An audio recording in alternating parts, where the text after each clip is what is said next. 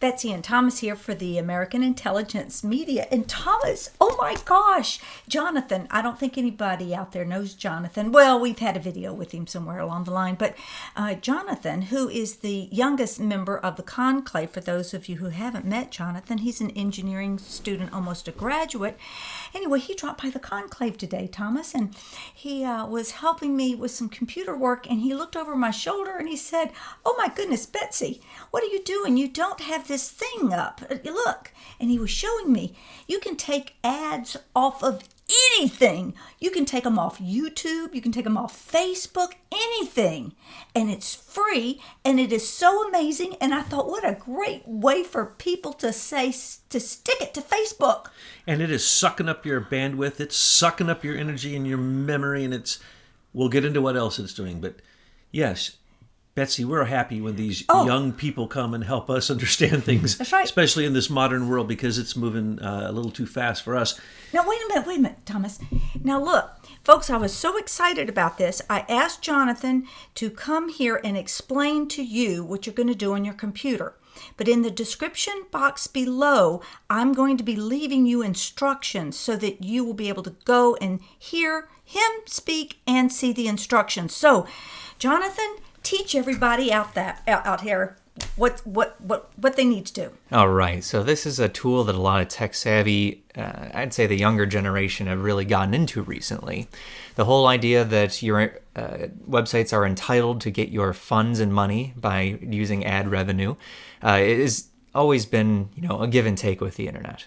But what we can do is we can, before they even have the chance to send it to you to broadcast that out, we can just stop it from loading on your computer altogether. There's a couple software out there, and they're under a general category called ad blockers. And they do exactly what their name says. They take an ad and they block it. But it's a little more cool and technical than that. No, because I have an ad blocker, and it doesn't do anything compared to what you showed me, Jonathan. Exactly. So what these things do, I'm going to suggest my personal favorite, which is called uBlock Origin. And as Betsy said, in the links below, you'll be able to find the specific version for your specific browser, be it Firefox, Chrome, Edge, Opera, whatever your choice of poison is. Now, it's a pretty straightforward process. You go to the link that's appropriate for your browser. Then there's a little add button that you'll be seeing on there. And you can add it real simply by just clicking it. You will likely get a pop-up box that says, "Are you sure you'd like to add this?" And as long as you say yes, in the top right corner, you will now see a red shield, which means you are protected from the malicious ads and even malware that's trying to come into your computer. What, now you can do this for Facebook? You can do this for Facebook, you can do this for YouTube, you can do this for Google, you can do this for WordPress. It doesn't matter what the site is, it doesn't matter where you're going, everything's blocked and you're always free. And that to me is worth a good night's sleep, It's priceless. When I saw my screen so clean and nice, that's why I asked folks to, take a chance to listen to what you have to say. Now, Thomas, I'm going to leave you two alone because I think there were some other questions you had for Jonathan. Oh, yeah, lots of other questions, since I'm not a high-tech person, especially in the modern world, how fast it's going. But, Jonathan, how much of your computer is being used for these commercials? Oh, it's a tremendous amount. It depends on website, but I see anywhere from, on really nice websites that don't even have ads, as little as much as 10%, and can go even higher to something like 70% on a particularly malicious website.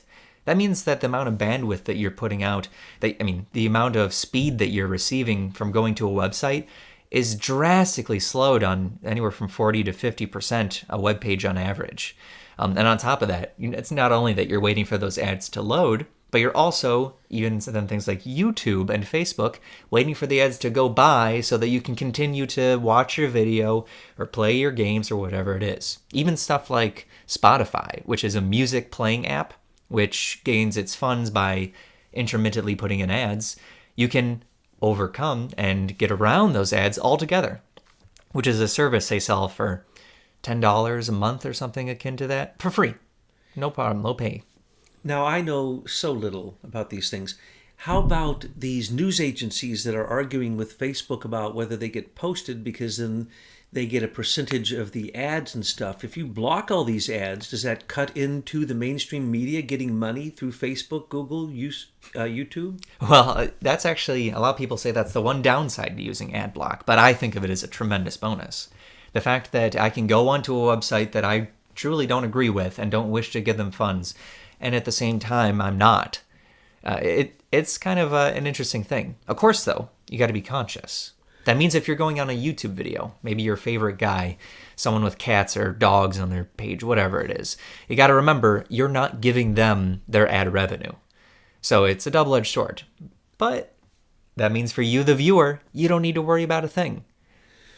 Well, Betsy and her team at aimfortruth.org in the American intelligence media, they don't use ads, and they don't need money, and they don't take donations, and so they stayed away from that all this time. But other people, particularly alternative conservative sites, some of them are closing down.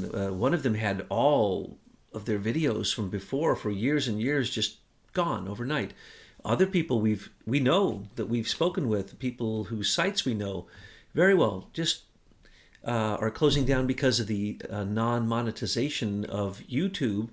And so when all of these things are happening, I think people forget that YouTube, Google, Facebook, Twitter, all the other ones, I don't know about Twitter, but all the other ones that I know of, like the main monopolies from the cardboard cutout Silicon Valley boy kings, all those fake groups, well, they are all under fire now because they haven't been paying taxes. They've been using Facebook for psyops. Basically, it's NSA's playground for psyops. We now see that Amazon has contracts with the CIA and the Department of Defense for cloud memory. Hello.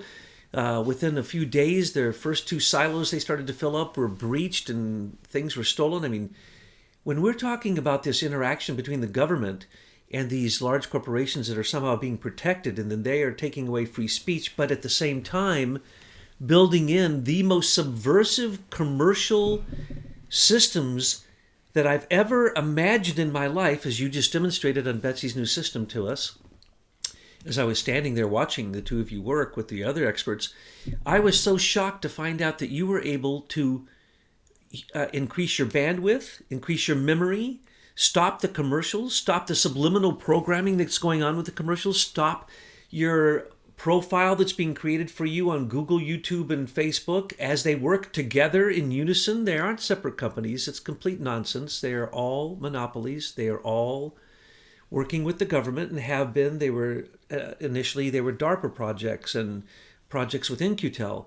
And so what we're seeing here is the truth ministry is being overlaid as a virtue for companies that are putting subliminal programming in through ads and commercials, and also not only manipulating you for commercial purposes, but for psyops purposes for the very government to see whether and how far they can weaponize these industries that they have. So what you told me is that basically 40% of your computer is being used for commercials. Well, we stopped, what is it, Lenovo?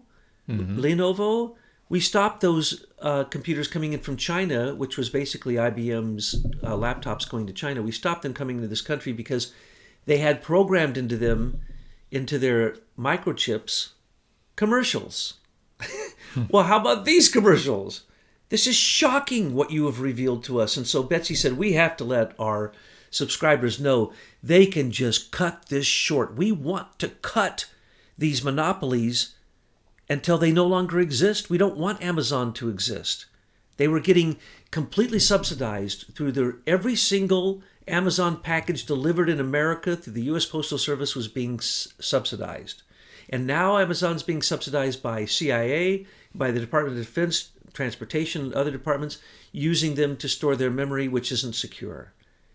This is an insane thing we've come to. So I have wanted for the longest time to get you on a recording, Jonathan, telling our subscribers, what is the future of this stuff? You were raised in this. You know this stuff backwards and forwards. You are the person we go to with any technical question. You are so on the ball with this. What is going to happen with this? I think Facebook, YouTube, Google, are people going to turn against them? They're all going to collapse, and we're going to have new ones rise up that don't have these kind of restrictions on them. I mean, you tell me all the time about, you can go here or there and get it without the restrictions, without being monitored and surveilled and all these other things. Is there a possibility there's going to be a hope for the internet, Jonathan? Well, that's the brilliant thing about the internet. It's like the Wild West. There's always a hope, and you don't know what'll come up.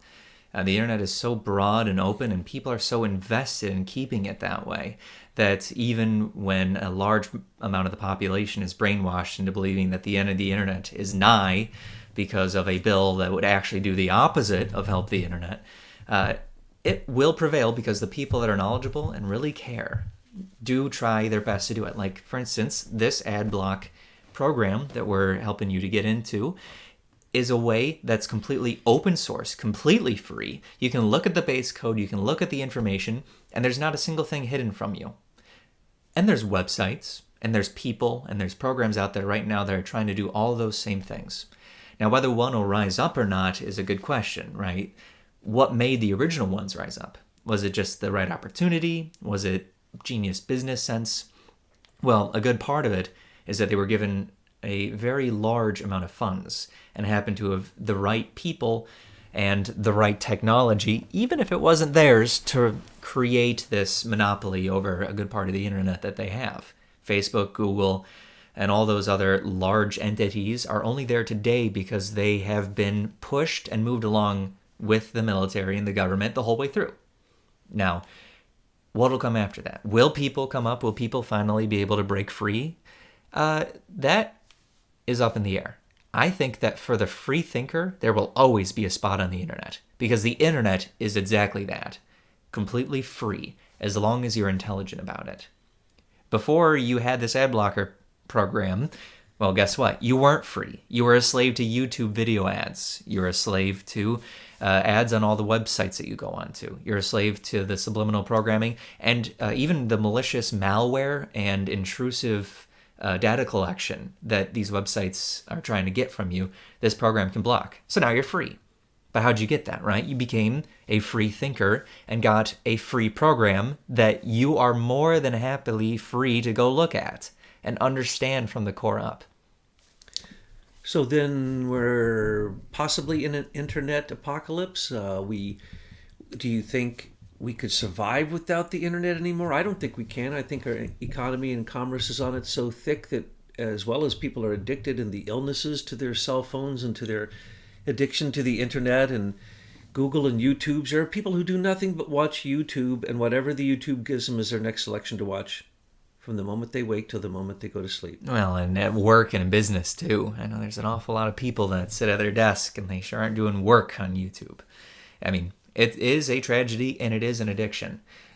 But at the same time, a conscious mind that uses the internet is capable of an infinite amount of things, right? We have in the palm of our hands more information than any generation before us, and it will only grow. Now, how you find that information and how you use it is what defines whether it's good or bad. It's not so much that it exists, so much as that people are using it for the wrong purposes. Be conscious when you use the internet, and it is a fantastic tool. Be programmed by the internet, and you become the tool. Have you met Michael McKibben? I believe I might have met him in trying to fix some of your computer problems in the past, actually. If I have thought correctly, it's only ever once or twice. Okay, so he's a genius, and he and his engineers down at Leader Technologies came up, and I'm going to explain this in real simple, dumb terms. Remember when we used to have group chat? And you had a Linux, and you had all these different systems. You could have these little group chats, right? And so in my work, we would try all of them, and none of them worked. None of them could get enough people in, or get the information visible enough, or be able to listen to somebody's input, or to have simultaneous input. And pretty soon, once you got a few people in those things, they just broke down. Well, Michael and his engineers came up with the concept that they wanted to take this global. Not have 50 people in a chat room. Let's have 1 billion people in the chat room. And let's not record it in folders. Let's put it out randomly anywhere. Let it be recorded anywhere. We're just going to put a code on it to bring it back in when we need it. And so they created this huge quantum leap in the way that things are stored and accessed, and they basically created the scalability for social networking. But that also means for PayPal, it means for Instagram, it means for every single sign-on service that's ever been created uses the same exact technology. Well, it was taken, and it was used by IBM Eclipse Group, and then they lied about the source code where they got it, and then they certified all these different Silicon Valley boy kings to start these fake companies. And now they've become the biggest companies in the world, and they're monopolies supported, as you pointed out, by the U.S. government and taxpayer dollars. So the real question comes in here. What do we do with busting up these monopolies? I think net neutrality has something to do with it. Do you think those two things are connected, Jonathan? I think net neutrality is a highly misunderstood concept. Net neutrality, ironically, is anything but, and it only supports very specific people. If you want a full detailed knowledge of that, you'd have to go into another video, but I'd be more than happy to talk about it.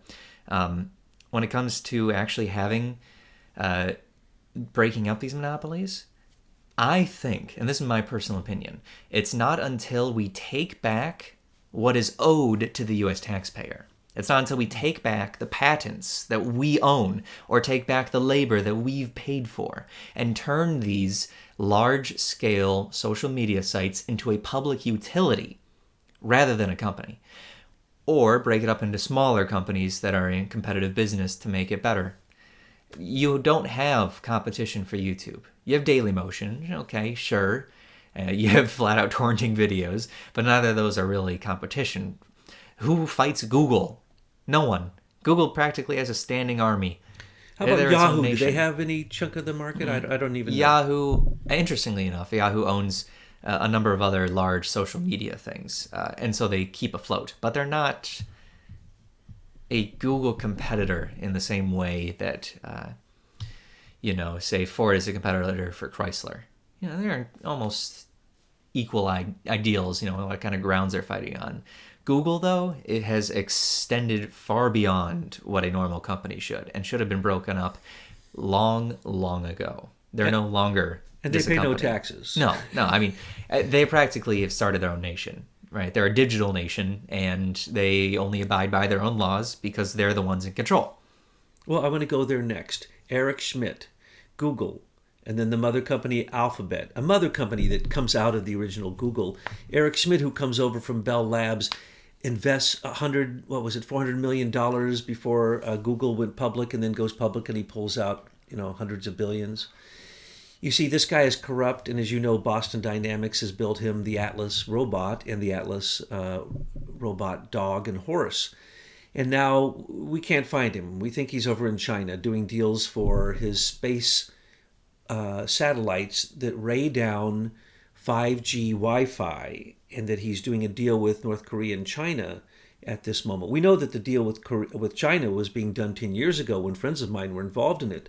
We know that these launch platforms are there because we've seen the patents. We know that Eric Schmidt has them. We even know how many are there. We know Elon Musk has just launched 17 of them into space, and one of them is over South Africa, beaming down Wi-Fi to South Africa where they don't need it for cell phones. So what do you think they're doing there with the Wi-Fi, the 5G? These are experiments on humans.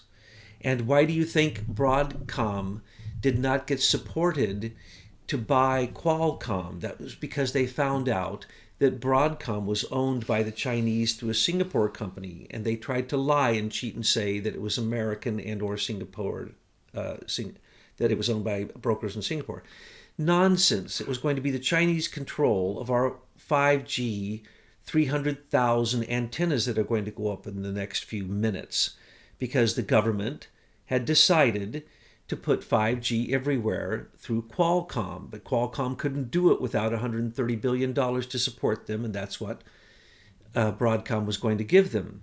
So what we're seeing here, Jonathan, is whether we like it or not, innovation goes forward. As you say, patents are stolen, and the government ends up owning these things, and they're actually monopolies, but corporations act like they can do things like Facebook Google and YouTube have done to stop conservative free speech, to allow fake news to continue, to basically be nothing more than a propaganda machine and an experiment in weaponizing PSYOP's control of Americans as if we are war fighters, as they call us.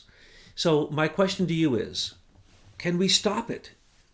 Is it possible to stop the 5G march? We're calling for a moratorium, but young people are looking at their phones so much they walk out in front of cars. They're giving their lives. The ones who have the phones, they're not social anymore. We're seeing the total deprecation of our own society because of military innovation in the cyber realm. Is it going to stop, Jonathan? You have to have, as I said in the past, morality with all decisions. If you don't have morality when you're designing or inventing, then you're oftentimes creating something that could be a potential large-scale burden or detriment to society. It's so important. If you don't think about it as you're designing it, if you don't have the moral background and ideology to back up what you're doing, you just might be the next person to wipe out a generation or kill thousands of people. Can we stop it? Can we take what's happening right now and stop it from occurring? Can we stop the 5G? I think that the 5G won't go through, personally. I think it's a fantastic and great ideal in their heads, And from a very outside perspective, free Wi-Fi for everybody, that sounds really cool. But also, free stuff oftentimes leads to degradation. In my day, nuclear energy was going to bring free energy. Mm-hmm. It cost more than any other energy that there is. I mean, so 5G free, it's the promise. What's going to happen? It'll be more expensive than the stuff you have. And not only that, but it'll probably kill us. Now, I can't say that for certain, exactly. But right? See, the thing is it might kill us. You always have to test this technology for a long time, and you don't know, right? Correct. Imagine if something happens where it affects DNA, and it doesn't kill the person, but it kills the next generation. It's that kind of forethought that we don't have when we're working with GMOs, or we're working with new medicine, or we're working with new technology. There's no longitudinal studies. No studies over a long period of time to see what will happen. And yet people are super into the whole idea that what we're doing is killing the environment. Yet people don't even know what's happening with the environment. Just consider the fact that GMOs, even if you don't believe, stuff like it's killing you on the inside and harming your actual person, well, it sure as heck is destroying the ecology. The non-diversity means that a single strand of virus can kill all the crops in a whole place. The fact that Monsanto can control a person's income because you're not allowed to replant the seeds that you get, and they don't even have the ability to be replanted one generation later. And they make the pigs that eat them in one generation sterile. So America is going sterile by Monsanto. Many people already have 5G in their homes. I'm sorry to have to tell you. Cable brings 5G into your home in many cases. If you have a large house, they use 5G. They use microwave range. And on top of that, you just take a look at the effects that stuff like the LEDs and the lights have on a person. There's a lot of interesting studies that come about where if you have, say, a screen or even just a blinking light in your room as you're sleeping, it will directly affect your health and harm you in the long run. Remember when they said these LED lights, they had to replace all the old ones because they were healthy? Just in the last few weeks, I saw a report that said all LED lights are carcinogenic. I think everything's carcinogenic, basically. But you're absolutely right. We have all this new technology, but we never stop to question what the effect of it's going to be. I have hope that humanity has the capacity to come back from a great collapse, which might just be what we need, It's a good slap in the face to tell us, hey, you should really check this stuff before you do it. But it might be too late by the time the tragedy comes. We call you young. I'm not going to say how young you are because your intelligence is far, far beyond your years. But you are a child of your age. You were, from a very young age, plugged into this stuff. You know how to do things automatically. you know how machine intelligence works. You not only can write code, and you're an engineer of all sorts, but you're working with sending things into space and all this different stuff. And so, how do you think that you could survive without this? I mean, let's look. Here's what people are going to say. All right, 5G. Oh, what's 5G? It makes your digital junk go faster. I'm down with that. It can kill you. So what? I could get faster Wi-Fi? I'm down with that. That's all the thought they're going to use. Why? Because getting a little bit faster now becomes such a dopamine rush for them that the digital psyops control of the rituals of their life, the habits of their life, they give over to digitizing, the Internet of Things, robots. They want you to be a cyborg. They want you to have wet works. We already pointed out Richard C. Walker and Vigilance Internet of Things, where they literally want to have aggressive remote control of everything, including human beings, and not just whether you're awake or you're asleep on the ground, but whether your arms move, whether your fingers move. They want implants. They want you to become commercialized wetware. In other words, that you are nothing more than a cyborg who can buy things. Now, are you going to be willing if somebody said to you, sorry, we got to go back to 1G in wireless? Or yeah, exactly. Yeah. Look at the way you laugh. What if I walked up to you? I think I've tried this on many people. I might have tried it on you. When I say, can I see your phone? And you go, you look at me like, no, you can't see my phone. Oh, well, okay, maybe. All right. Okay. And now you would probably say, why? But let's say that you thought I was friendly enough. You handed me your phone, and then I looked like I was going to throw it in the pond that was 10 feet away. What would you do? I'd probably kick you in the head. I ain't having that. Before I even get the phrase out of my mouth, you would kick me in the head. Well, you know why? It's because technology, for me, has been so integrated into my life. I use technology, but I use it consciously. For instance, if I break my phone, I'm fine if I just don't have it for a week. I go a little crazy if I don't have it for a month, but I could step back. Now, going back to 1G, I think that if we were to have that type of an issue, we should just cut the general, maybe perhaps Wi-Fi altogether and work with a different alternative. There you go. Because I don't think that society can properly function in its current age, let alone its current What if I can tell speed. you right now how we can do that tomorrow? The technology's already here. Mm-hmm. We don't, in any sense of the word, need Wi-Fi.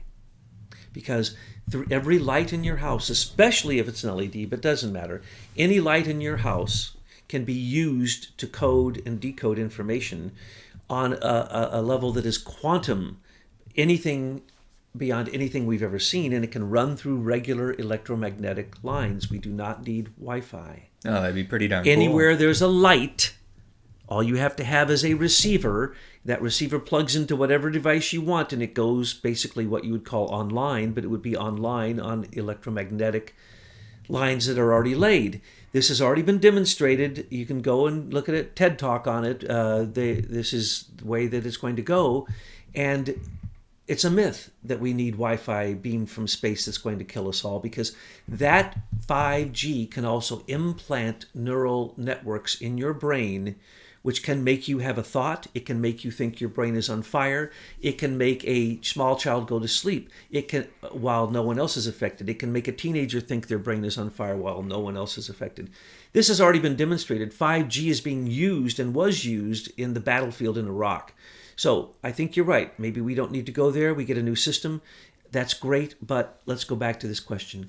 We're being told right now that we did a report, the Anonymous Patriots did a report not long ago. There must be 100 new illnesses that are created by cell phones, computers, and the digital cyber world.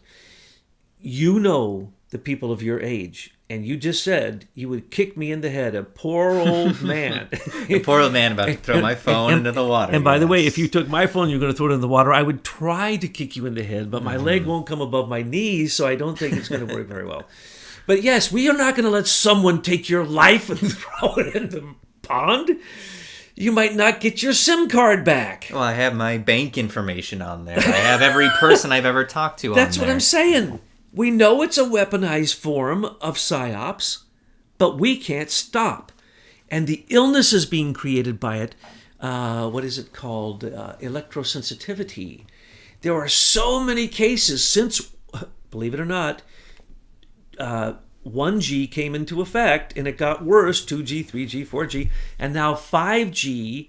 People who have electrosensitivity, they can tell you if they're in 5G because they get much worse instantaneously.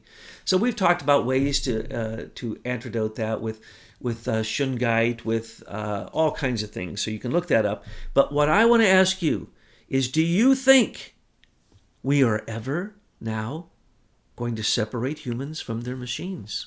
Digital machines that do these cyber wonders for us. At this point, I'm doubtful. I honestly think that as the generations go on, people will be more and more attuned to what these technologies are. I think that at some point there will be, this is just speculation, right? There'll be at least some people that have a lot more interest in being free from it, because the technology that we have will eventually become so overbearing that, just like any good sci-fi book, you'll have people realizing that, wait a minute, my entire life I've never had a single thought in my head. I've never had a single freedom, and people will I laugh. change. It's not funny. I'm sorry. But as far as it goes, as long as people are intelligent and capable, people will continue on. Now, I think humanity is married to technology. Technology is the creation of humanity, and it's our child. It's what we raise up. It's what we do. Now, I think that culture is the greater child, and the technology is ultimately a way for us to ease our burden to achieve higher cultural achievements. But the way that society is going, with a lot of decadence in culture, partially because we now have almost unlimited freedom because of technology, is particularly disgusting, in my opinion. Well, we've chatted before about dystopia and the way that most science fiction start off with dystopia. It's a given. And then right in the first few minutes of many of these movies, they tell the same story. Humanity started making robots. Robots took over. Then there's the robot war. Oh, and then we made the clones so that we could win the robot war. Oh, then because the robots adapted, then the clones needed to have some help, so we made cyborg clones. And then when the clones started to think they were better than the humans, then we made human cyborgs. And yeah, you're laughing because is this not what every single science fiction, and what do? They destroy the world. Is anyone paying attention, Jonathan? Is there a single engineer, tech person and many of them, that is actually thinking this through and might imagine that the dystopia that's on the way could be real? Well, that's the thing. The people that will always have those types of positions where they're creating these technologies oftentimes are smart enough to where they aren't quite socially or morally smart, right? They have amazing wealth of intelligence and knowledge, but they don't have the capacity to even sometimes formulate much of a sentence. They're not socially capable, they're not morally capable, and no actual thought between their head happens. It's all about the thought that's happening on the paper or the piece of technology in front of them. Now, there are people, and I would say even the majority of engineers are moral engineers. People have an idea that their technology, they want to help, and they want to sustain, and they want to improve the human condition, more so than they want to do anything else. Most of the young engineers that I've met are just short of philanthropists if they had money, right? They're all dirt poor because they're going through college and don't have any money for anything. But a lot of these people, they have the capacity and interest in helping. So many that I know are in stuff like Engineers Without Borders, or they do technology that helps their local community, or they work on components for safety. I know that some people are working in the auto industry, and their technology in automated braking, in airbag systems, in assisted control are saving thousands and thousands of lives every year. And that technology is brilliant, and that I will never complain about. You said the magic word morality twice now, or to have morals. You might have said it more than that. So is it going to be possible to make machines that are moral so that you pick up a gun and you can't shoot it unless you're moral? There's no such thing as in my belief, a moral machine. Just like a machine can only be as intelligent as its creator, a machine can only be as moral as the morals you instill in it, right? You can give a machine, if you're in this situation, do X or Y. But a machine, oftentimes, and I don't think we have the capacity to create one that can look beyond and create a moral decision. The reason being is that machines don't fully have the capacity to understand something that humans don't even really understand. What is morality? What is justice? What is truth? What are the ideals and things that exist permanently and beyond what a human is? We, on our unconscious mind, only vaguely understand those things. How can we possibly hope to attempt, at least in our current train of knowledge, to create something that has the ability to tap into those types of streams? Well, then, Jonathan, I presume by what you say, then that you would believe that the concept that so many people now are touting, it's just disgusting. Matter of fact, they're creating churches over the future artificial intelligence, the ultimate one single artificial intelligence that is 1 billion, or they sometimes say 100 billion times more intelligence than the entire collective intelligence of humanity, and therefore we will have to bow down to it and we will have to do whatever it says. And that artificial intelligence will be so far superior. What you're suggesting then is it won't be moral. And so then what would you predict would happen with the idea, which first off, I think both you and I will acknowledge, the exaggerated idea of artificial intelligence is practically ludicrous.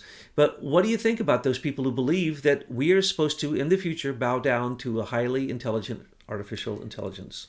So I think it's interesting. I like the way you described it as a church, because I had a conversation with an engineering friend of mine who is very worried about the future. His fear is that a company like Google or, well, that's the big one, right? Google will get the ability to create an AI that has enough processing power to create one of itself, which then has the capacity to also create one of itself. And so you have a multiplicative relationship. You have 1, and then you have 2, and then you have 4, and then you have 8, and so on and so forth. And eventually, you have a machine that has the capacity of hundreds of thousands of machines behind it, and will create this ultimate AI. After I discussed it with him, he agreed that, well, the concept really, that's your God. You believe that. You have no proof, you have no logic or true ideology behind it, because a machine can only be as intelligent as its creator. And a machine cannot create intelligence greater than itself, because a human cannot create intelligence greater than itself. Sure, maybe even if you create a machine that has the capacity to have some rudimentary thought, it just goes through a process, and it can maybe then create more machines to go through a similar process. You'll eventually hit a cap, because a machine will never exceed that of a human being. The mind is a marvelous thing, and while a machine can calculate 8 times 2 quicker than you can blink, it cannot distinguish morality. It cannot create an original thought. And it doesn't have the capacity any more than the human has the capacity to create something new and outside of its realm of knowledge. Like a human is a being of God, and so we only have the capacity to create stuff and think of things that we see and interpolate around us in the world. So a machine can only create what we have seen. It's as if we become the gods and create machines, not the other way around. And the machines can only exist and create intelligence as far as what we can. We cannot invent a new color, and sure as heck a machine can't. We cannot create or think of a new sound that doesn't exist, and a machine definitely can't. And a machine cannot even do such things as create an ideal of a new machine that would exceed the thoughts of ourselves. Google DeepMind, the only artificial intelligence on the face of the earth, can play 5 games at once, video games, and they also play chess and Go and other games. But they can play 5 games at once, and they could eventually beat 5 world champions in that game at once. But this was not artificial intelligence. most powerful computer in the world, had the greatest amount of things downloaded into it, belonged to Google. Google actually bought the company. It was a British company called DeepMind. And so now they admit that's the only artificial intelligence in the world, because when it started to learn to play Go and chess with a human being, completely outside of its programming, it learned to make mistakes to assess the weakness of the human that it is playing. In other words, it acknowledged that it's playing a human, essentially. And so they believe that that was the first instance where machine language was able to interact with human intelligence directly. Well, it's an advanced form of a thing called machine learning, which is very different than machine intelligence. Exactly. Machine learning is something that college students are capable of doing. If you go online and you type in machine learning plays Super Mario World, there is an engineer who wrote a program who taught a machine without any knowledge of the game to play the first level.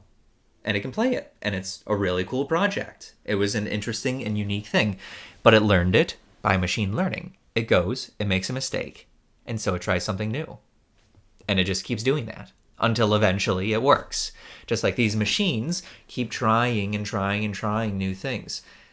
It's machine learning. It's not intelligence. The machine didn't have the interest or the emotion to want to play this game and sought out how to do it. I see. Trial and error, not the desire to be the best player in the world. Yes, and we do the same thing with just about all technology in modern day. We use a thing called, the very baseline that we have to use in technology is a thing called a PID controller, proportional integral derivative, which corrects error between a desired input and what it actually is. So if you have like let's say a flying vehicle, a quadcopter, and you want it to reach 10 meters in the air, well, you can change the PID so that if it's flying at 6 meters, it quickly zooms up to 10, maybe it'll bob a little bit and then it'll level off. There's a lot of engineering resources that you can look up if you want to know more about that. But then you can go further. And imagine if you did this hundreds of thousands of times and the code recognizes patterns. And it goes further beyond just a mathematical equation. That's what they're talking about. It's trial and error that turns into a new mathematical code that they can then use as a predictor for how things occur. So then correct me if I'm wrong. When I learned computers, when they first invented them, literally, these were called subroutines, not artificial intelligence. Every time they say, well, they have an AI that works on Facebook, you can now buy an AI bot that answers your Facebook messages for you. AI. I'm so sick of hearing AI. It's a program that has gone through thousands and thousands of subroutines so that it can accurately give you something that you're expecting back. But the machine cannot create something that it is not capable of because it's not an intelligence. Thank you. So it will never derive something from nothing. It can only derive something from a subroutine or a program written by a human. And if you say that you can guarantee that it will exist, then that's your religion. It's not your scientific belief. It is your God. AI, in a lot of people's minds, has become their God, right? Imagine in the future what it's going to become. Okay, so you always worry the snot out of me by saying that these vehicles that are going to drive around without a driver are going to be safe. And I say to you, I'm terrified I'll never get in one. But now you said the other day when I was speaking to you on the phone something about they don't have the ability to make the moral decision at a certain moment whether to run over a dog or a human. Is that the difference between machine intelligence and human intelligence, with the morality not being there? I think it's one of them. I think it's a big one. I think it might even be the biggest one. And machine intelligence has always been something that's been on the sci-fi mind. The rules of robotics, what comes first? How do you organize it? And can you program something such as morality? And what happens if an intelligence goes beyond and understands more? Now, self-driving cars are a whole new topic, which I really love, because the car essentially is like a million humans' experiences in one entity. And that's how good of a driver it is. and it never sleeps, it never rests, and it can see in a 360-degree view and around the corner before you even have the capacity to look to the side. So in reaction time, it makes it worth it. I think so. And I think that the way that it actually works is it will avoid those situations before they even have the capacity to occur. Mm-hmm. You've pointed that out. So really thinking ahead. So we're going to wrap up this now, but we need to have another chat about the future so that we can envision a really moral future, because exactly as you said, these scientists, or every astrophysicist that I know of, is very, very moral. They actually see God in their own work. And as Einstein said, there's two ways to live life. To either believe that everything is a miracle or nothing is a miracle.